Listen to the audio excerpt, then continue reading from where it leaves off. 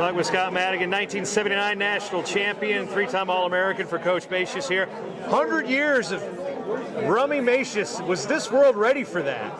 Well, I don't know. You know, even when I was in college, he was saying he'd been around 100 years. It was kind of a joke thing that he said, but now he has been, so it's pretty incredible.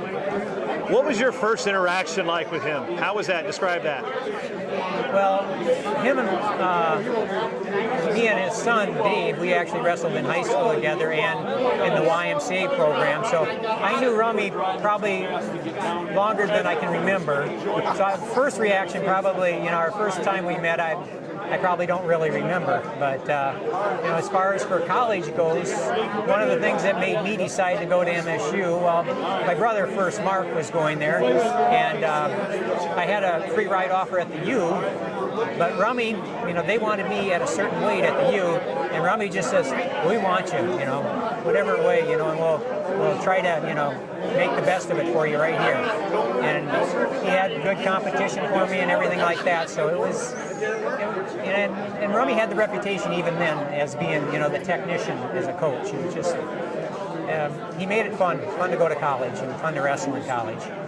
As somebody who grew up in this community, what did he actually mean to the city of Mankato, not just as a wrestling coach, but as a human being? Well, you know, I guess growing up in Mankato, I just knew him as Dave's dad, you know, and he coached wrestling. So I wasn't in tune with what the community was thinking back then. You know, if you're in high school, even if you're in college, you know. But Rummy's always been, you know, even back then, really well known, you know, for his coaching ability. And beyond that, I can't really say. You know, I didn't know. I was too young, I guess, back then. When you look at your own career and you actually came into the realization of what college sports means, what the opportunity is like to win a championship, what did it mean for you to win a national championship, and what did it mean for you to have him coach you to a national championship? Well, you know, winning the national championship isn't such a big deal. It's getting there, you know, and it's the fun you have along the way and the people you meet.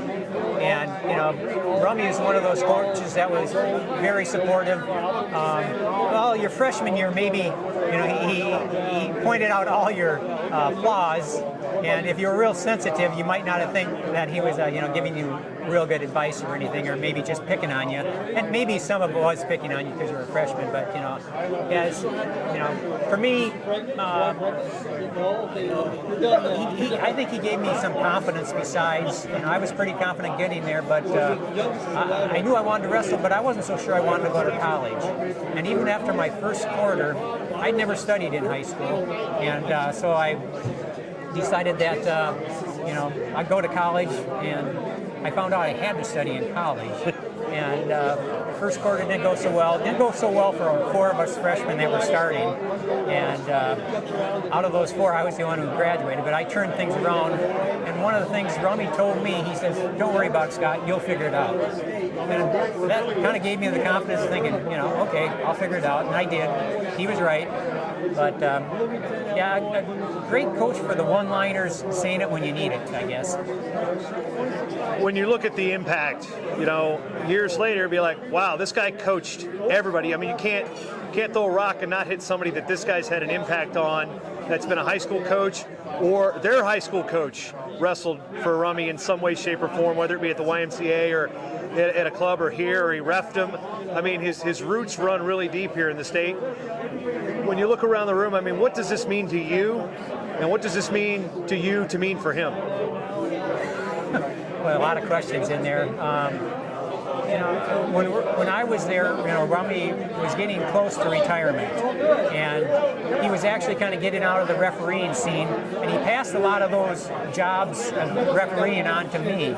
And I would go, you know, not only to the Mankato area, you know, like you say, the whole state of Minnesota was full of Rummy Macias ex-wrestlers that were coaching, you know, and you go to these places, you know, and you could see the respect they had for Rummy, and, you know, oh, you know, Rummy says you're really good at this.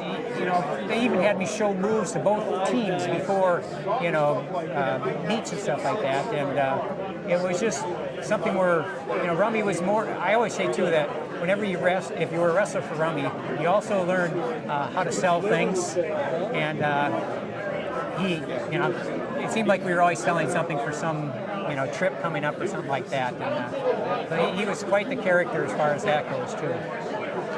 If you had to give an elevator speech on who Rummy is as a person, and you had 30 seconds to do it, how would you describe it?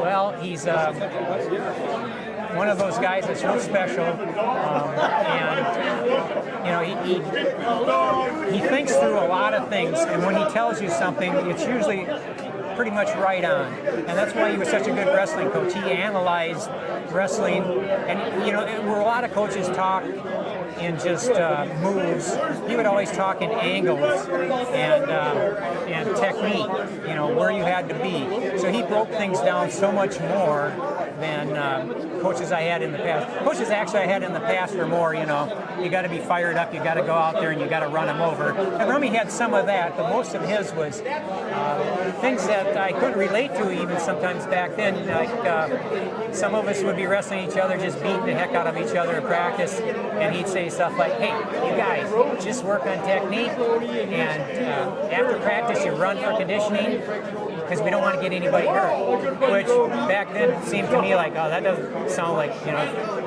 And even Jack Hughes was coaching back then, or he was a captain of the team. He had said something like, too much technique will make you weak. And I'm thinking, yeah, that's probably right. But, you know, after 40 years later, I'm thinking, well, you know, probably Rummy was right. You know, you got all those aches and pains later. And so he was pretty wise for a guy, you know, that he had a lot of good things to, you know. He was worried about me because I was kind of a straight arrow back then, and he used to call me a Boy Scout. Me and my brother were Boy Scouts, and he'd call some of the guys that were, you know, maybe outlaws, so you can kind of figure out what they were like.